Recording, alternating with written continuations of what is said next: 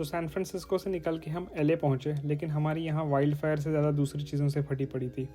इधर के union station पे उतर के फ्रेश होके कुछ टाइम में आई वेगस के लिए बस, और 31st होने की वजह से बस भी एकदम पैक्ड थी। बस में चढ़ के हमने देखी एलए की वो हरियाली जो वाइल्ड फायर का शिकार नहीं हुई थी।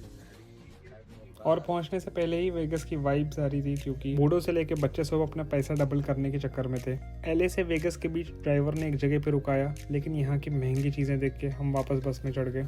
अब बस कुछ घंटों में वेगस पहुँचना था, और जब रास्ते में सब कुछ एस्थेटिक दिखने लगा और महंगा महंगा दिखने लगा, तब हम समझ गए कि वेगस आ गया। और बर्फ़ की वजह से इन होटलों में रुकना मुश्किल था, इसलिए हमने रिस्क नहीं लिया, क्योंकि इन जगहों का कोई भरोसा नहीं और ना ही हमारे बजट का। इसलिए स्टॉप पे उतर के अब हम वेगस घूमने के लिए रेडी थे।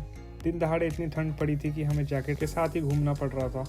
यहाँ पहुँच के हम दोनों बहुत खुश थे, लेकिन जब पता चला कि हमारा होटल डाउनटाउन से काफ़ी दूर है, तब हमारा चेहरा उतर गया। सस्ते होटल के चक्कर में हम स्ट्रीट से काफ़ी दूर थे, इसलिए हमने चेक इन करके सबसे पहले आराम कर लिया। इसलिए नहीं क्योंकि हम थक चुके थे, बल्कि इसलिए क्योंकि वेगस में अभी सुबह थी। 2 लोगों के लिए इन्होंने 2 क्वीन साइज बेड दे दिए।